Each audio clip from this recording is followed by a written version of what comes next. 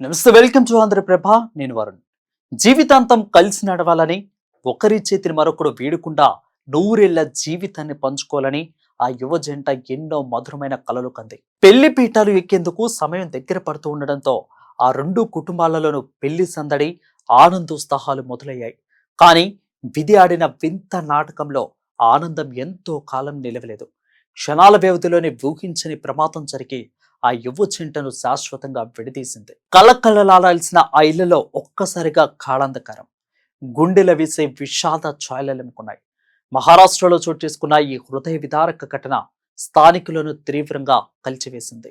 పూణే సమీపంలో గహుంజే ప్రాంతానికి చెందిన 26 ఏళ్ల కేతన్ విశాల్ అగ్రవాల్ జీవితంలో ఉన్నతమైన స్థానంలో ఉన్నాడు.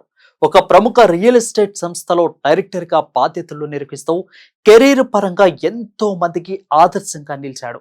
వృత్తిపరంగానే కాకుండా వ్యక్తిగత జీవితంలోనూ ఒక కొత్త అధ్యయనాన్ని ప్రారంభించేందుకు అతను సిద్ధమయ్యాడు. ఈ ఏడాది నవంబర్లో అతని వివాహం ఎంతో వైభవంగా జరగాల్సి ఉంది.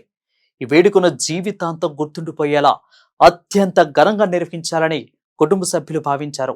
ఇందుకోసం రాజస్థాన్లో ఉదయ్పూర్లో ఉన్న ఒక చారిత్రాత్మకమైన రాజ్యభవనాన్ని కూడా ముందుగానే బుక్ చేశారు. పెళ్లి పనులు చకచకా సాగుతుండడంతో అందరిలోనూ ఎనలేని ఉత్సాహం నెలకొంది. ఈ క్రమంలోనే కాబోయే భార్య పుట్టినరోజు రావడంతో ఆమెకు జీవితంలో ఎప్పటికీ మర్చిపోరని ఒక అద్భుతమైన ప్రత్యేకమైన జ్ఞాపకాన్ని బహుమతిగా ఇవ్వాలని కేతన్ అనుకున్నాడు. అందుకోసం గురువారం ఉదయం తన కాబోయే భార్యతో పాటు ఇద్దరు ప్రాణ స్నేహితులను పిలుచుకొని పూణేలోని ప్రసిద్ధ చారిత్రాత్మక లోహాగఢ్ కోటకు బయలుదేరాడు.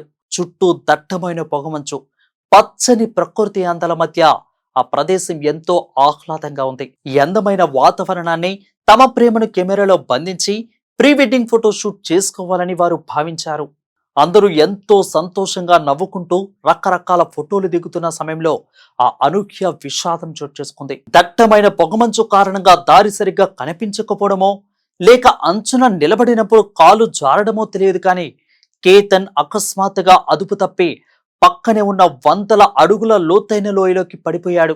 అంతవరకు తమతో పాటు ఎంతో సంతోషంగా గడిపిన కేతన్ కళ్ళ ముందే లోయలోకి పడిపోతుంటే కాబోయే భార్య స్నేహితులు భయంతో హాహాకారాలు చేశారు. తీరని ఆవేదనతో వారు స్థానికులకు, పోలీసులకు సమాచారం అందించారు.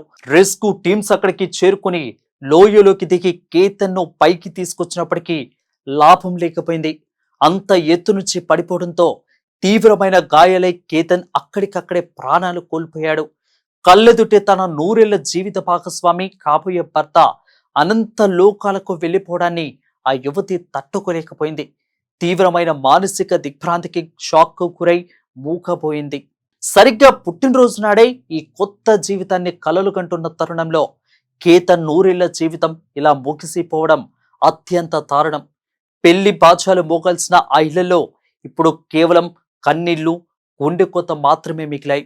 పుట్టినరోజు వేడుకలు జరుపుకోవాల్సిన సమయంలో శోకసాంద్రంలో మునిగిపోయిన ఆ రెండు కుటుంబాలను ఓదార్చడం ఎవరితరమూ కావడం లేదు.